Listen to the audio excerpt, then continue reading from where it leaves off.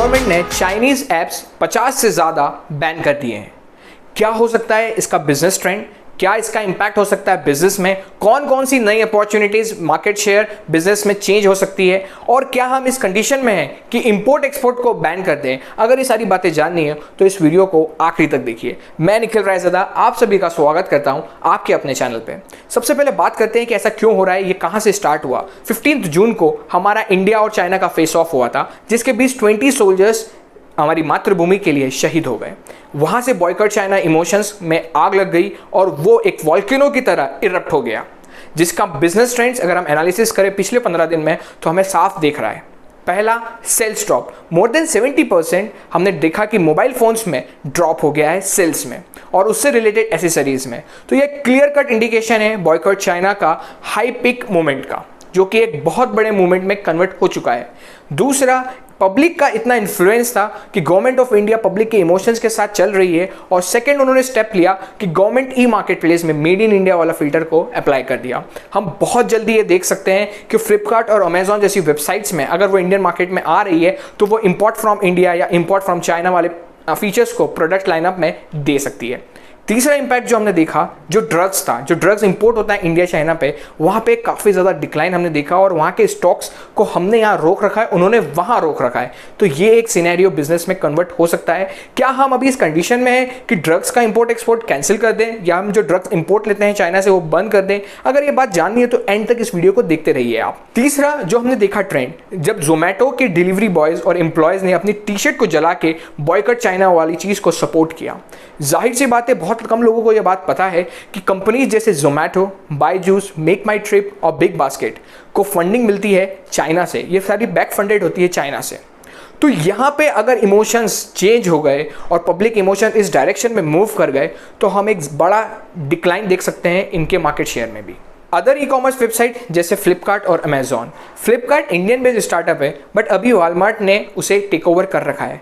तो अगर पब्लिक का इमोशंस डायरेक्शन उस तरफ हुआ तो अमेजॉन का शेयर्स इंक्रीज हो सकता है फ्लिपकार्ट के कंपेरेटिवली। तो यहाँ पे हम एक ट्रेंड को देख सकते हैं। बहुत सारी कार और ट्रक कंपनीज की प्रोडक्शन यूनिट चाइना में बेस्ड है, तो वहाँ पे हम एक डिक्लाइन देख सकते हैं। अगर उन कंपनीज का प्रोडक्शन और इंपोर्ट हम चाइना से ले रहे हैं तो इंडियन मार्केट शेयर में वो इफेक्ट कर सकता है और इंडियन कंपनीज जैसे टाटा, इनका मार्केट शेयर और इनकी प्रोडक्शन से इंक्रीज हो सकती है। चाइना का जो इंपैक्ट है, जो बॉयकॉट चाइना मूवमेंट था, वो इंडियन गवर्नमेंट के साथ साथ स्टेट गवर्नमेंट्स में भी इन्फ्लुएंस कर रही है, पब्लिक के इमोशन के साथ फ्लो कर रही है। हाल ही में एक न्यूज आई कि बिहार गवर्नमेंट ने उनका एक प्रोजेक्ट चाइना के साथ कैंसिल कर दिया जो कि ब्रिज कॉन्ट्रैक्ट था।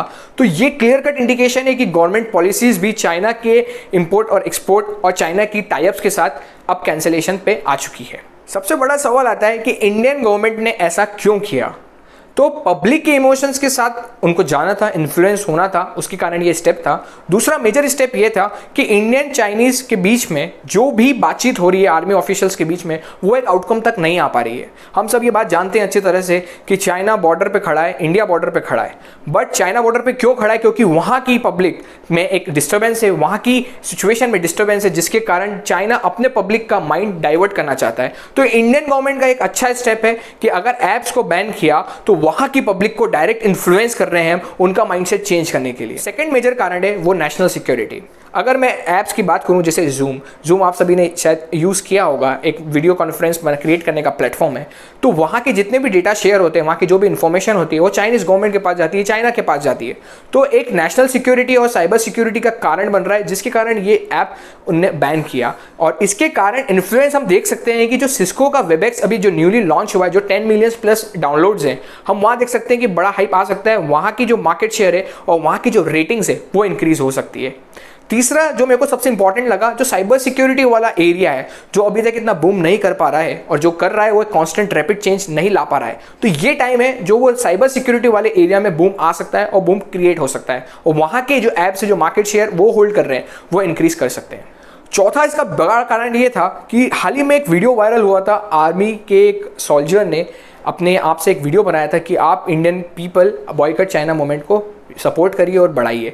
तो एक इमोशंस के साथ भी बहना एक सही बात है गवर्नमेंट के लिए, और वो इमोशन के साथ सपोर्ट कर रही है और एक बिल्कुल सही स्टेप है इसको चीज़ लेने के लिए। और मैं भी और आप भी, हम सबको चाइनीज़ ऐप्स को अनइंस्टॉल कर देना चाहिए। एक अपनी तरफ से भी मूवमेंट होना चाहिए अपनी इंडियन आर्मी के लिए।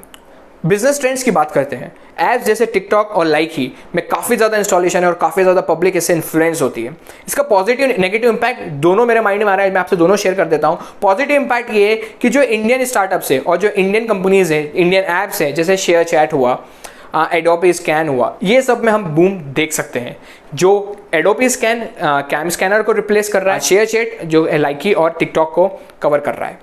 बट जो नेगेटिव इंपैक्ट आ सकता है वो इंडियन पीपल जो कि टिकटॉक पे और लाइकी पे अब के बहुत ज़्यादा फॉलोअर्स है, बहुत ज़्यादा कनेक्शंस हैं, काफ़ी हाइप पे चल रहे हैं, अगर उनका अचानक से चीज़ें खत्म होती है तो एक इमोशनल ब्रेकडाउन क्रिएट हो सकता है उन यूज़र्स के लिए। तो ये थोड़ा सा एक नेगेटिव इंपैक्ट है, बट इसको हमें एक पॉजिटिव तरीके से लेना है क्योंकि एक पूरा इंडियन गवर्नमेंट पूरी एक कंट्री एक मूवमेंट में जोड़ रही है, तो इस चीज़ को एज ए पॉजिटिव देना चाहिए कि उनका एक योगदान है अगेंस्ट चाइना और विद इंडियन आर्मी। जो दूसरा सबसे बड़ा ट्रेंड आ सकता है वो है रीस्ट्रक्चरिंग। मैंने आपको पहले भी बताया है, Xiaomi जैसी कंपनीज ने आगे अपने नाम के आगे लिखा है मेड इन इंडिया। वो अपनी ब्रांड को रीपोजिशन कर रही है। बहुत सारे वेंडर्स अपने दुकान के आगे मेड इन इंडिया नाम की चीज़ें रख रहे हैं, मेड इन इंडिया प्रोडक्ट्स के नाम रख रहे हैं। तो ये काफ़ी अच्छा साइन है जो कि एक मेक इन इंडिया जो हम कॉन्सेप्ट लेके आए हैं उसको कन्वर्ट करने के लिए और हमारे स्टार्टअप और हमारी कंपनीज को एक बड़ा मार्केट शेयर में कन्वर्ट करने के लिए। इसका अगला इंपैक्ट जो हो सकता है वो एडवर्टाइजमेंट्स में हो सकता है। बहुत जल्द आप देखेंगे अपने टीवीज पे अगर ये मूवमेंट कंटिन्यू होता चला गया कि आप हर एडवर्टाइजमेंट के बाद जो भी मेड इन इंडिया वाला है, कंपनीज जो मेड इन इंडिया वाली है वो अपने आप को as a made in India पे एम्फेसाइज करेगी ताकि वो पब्लिक के इमोशंस को कन्वर्ट कर सके उनके मार्केट पोटेंशियल और एक प्रॉफिटेबल कस्टमर के लिए। जो चौथा स्ट्रक्चर आ सकता है वो है कि इसका इंपैक्ट बॉलीवुड पे क्या आ सकता है। बॉलीवुड के जो एक्टर्स जो कि ब्रांड एम्बेसडर्स हैं बहुत सारी चाइना कंपनीज के, जैसे वीवो, ओप्पो, Xiaomi, तो यहाँ पे एक चीज़ चेंज आ सकती है। अगर पब्लिक का इमोशन इसी तरीके से रहा और अगर वो इस डायरेक्शन में स्विच हो गया तो वहाँ की ब्रांड एम्बेसडर्स को प्रॉब्लम आ सकती है और उन कंपनीज को अपने ब्रांड एम्बेसडर्स को चेंज करना पड़ेगा। इसका इफेक्ट क्या आएगा कि अगर एक ब्रांड एम्बेसडर किसी 2 या 3 प्रोडक्ट के ब्रांड एम्बेसडर हैं तो एक अगर चाइना कंपनी है तो बाकी जो 2 इंडियन कंपनीज हैं उस पर भी एक नेगेटिव इंपैक्ट क्रिएट हो सकता है। तो कंपनीज अपने जो ब्रांड एम्बेसडर्स हैं उनकी तरफ देखेगी कि क्या वो किसी और चाइना प्रोडक्ट को मार्केटिंग तो नहीं कर रहे हैं, क्या वो ब्रांड एम्बेसडर उनके तो नहीं है, क्योंकि ये एक नेगेटिव सिचुएशन में ले जा सकता है उस पर्टिकुलर कंपनी के लिए। तो ये सारी चीज़ें मैंने आपकी ट्रेंड्स की बात करी कि यह ट्रेंड हो सकते हैं बिजनेस में। अब मैं बात करता हूं आपसे कि क्या हम इस सिचुएशन में हैं कि हम इंपोर्ट एक्सपोर्ट पे बैन कर सकें, क्या हम अभी इस सिचुएशन में हैं कि इंडिया पूरी तरह से बॉयकॉट कर दे चाइना को। तो इसका आंसर थोड़ा सा पेनफुल है, बट हम ऐसा अभी तक नहीं कर सकते। बट हम धीरे धीरे डिक्लाइन करके एक स्टेज पे आके ये चीज़ कर सकते हैं और अगर हम अभी से शुरुआत करें तो हम इस चीज़ को अचीव कर लेंगे। मैं आपको थोड़े से स्टैटिस्टिक्स बता देता हूँ कि जो हमारा इंपोर्ट होता है चाइना से वो फरवरी में 2020 में लगभग 320 बिलियन का था, INR बिलियन का था, और वो लगभग 214 INR बिलियन तक पहुँच गया 2020 में ही। हो सकता है कोरोना का इसमें इम्पैक्ट है, बट जो सबसे बड़ा चैलेंजिंग पॉइंट अपने पास ये है कि अभी जो कोरोना की किट्स आई वो सारी चाइना से आई। हम 90% के आसपास जो फार्मा है वो हम चाइना से इंपोर्ट करते हैं। आप लोगों ने सुना होगा पैरासीटामोल।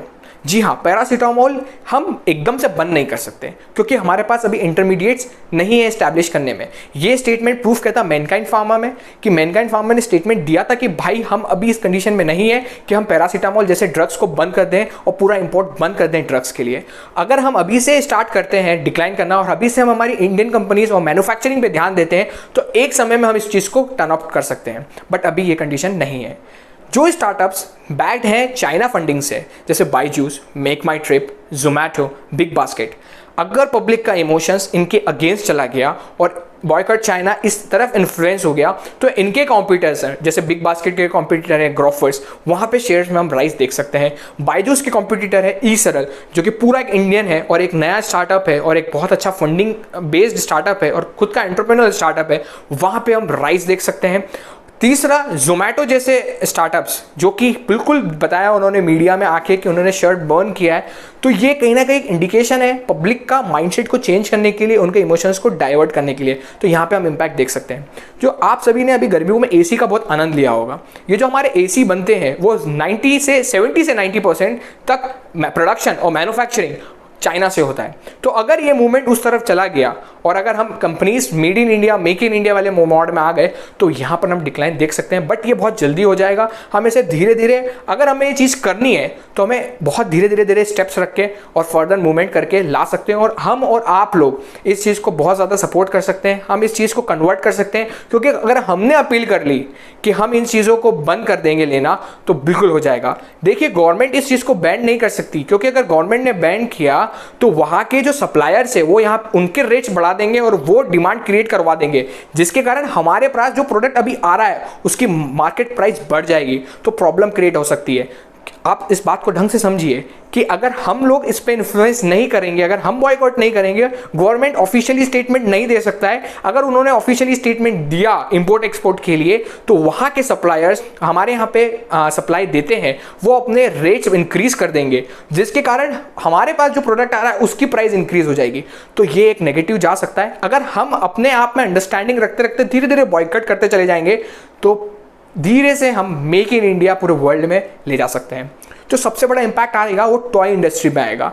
आप सभी ने देखा होगा, बच्चे जो है सबसे ज़्यादा इन्फ्लुएंस होते हैं टॉयज़ से, और टॉयज़ का सबसे बड़ा मैन्युफैक्चरिंग है चाइना, जो इंडिया में हम वहाँ से इंपोर्ट कर रहे हैं। तो अगर हम इस डायरेक्शन को, इस मूवमेंट को उस डायरेक्शन में इन्फ्लुएंस करके चले गए कि toy industry, make in India, made in India वाले प्रोडक्ट्स को हम यूज़ करें, तो एक जनरेशन चेंज हो जाएगा, एक मार्केट शेयर चेंज हो जाएगा, पूरा मार्केट सेगमेंट ही हम चेंज कर देंगे और हम इंडिया को नेक्स्ट लेवल ले जा सकते हैं। तो अगर आप इस मूवमेंट को देख रहे हो तो सिर्फ चाइनीज़ ऐप को अनइंस्टॉल करके रुकिए मत। आप जो भी प्रोडक्ट खरीद रहे हैं उसकी पूरी एक एनालिसिस कर लीजिए, डेटा ले लीजिए कि भाई ये कहाँ से आ रहा है। अगर ये Indian made in India product है तो आप मेड इन इंडिया पर जाइए। अगर आप किसी मोबाइल फ़ोन को खरीद रहे हैं तो हो सकता है वो मोबाइल फ़ोन का जो मैन्युफैक्चरिंग है, उसके पार्ट्स असेंबल्ड हो रहे हैं, वो चाइना से आते हो। तो ये बात को भी आप ध्यान लीजिए। मैं ब्रांड्स के नाम नहीं ले सकता हूँ। तो वैसी कंपनीज़ को सपोर्ट करिए जो आपकी मेड इन इंडिया वाली हो, इंडिया की हो, ताकि हम एक चेंज तक जा सकें। तो ये वीडियो मैंने आपको बताया क्या क्या इम्पैक्ट्स हो सकते हैं, क्या क्या ट्रेंड्स हो सकते हैं, क्या गवर्नमेंट कर सकती है, ऐसा गवर्नमेंट ने क्यों किया, क्या हम अभी इस कंडीशन में हैं कि हम बॉयकॉट चाइना को इंपोर्ट एक्सपोर्ट खत्म कर सकें। अगर ये सारी बातें आपको अच्छी लगी हो और अगर आपको इस सब के बारे में जानना हो और एक पूरा डिटेल्ड केस स्टडी जानना हो, तो मैं अपनी वेबसाइट theRaiz.com THERAIZZ.com पे अपने स्टैटिक्स के साथ देता हूँ। अगर आपको पसंद आए तो उस वेबसाइट पे जाइए, ब्लॉग्स पढ़िए, कमेंट करिए, इसे लोगों तक शेयर करिए। आप सभी का दोस्त निखिल रायज़ादा आप सभी से विदा लेता है। जय हिंद, जय भारत। इस मूवमेंट को रुकने मत दीजिए और नेक्स्ट लेवल लेके जाइए। हम चेंज लाएंगे।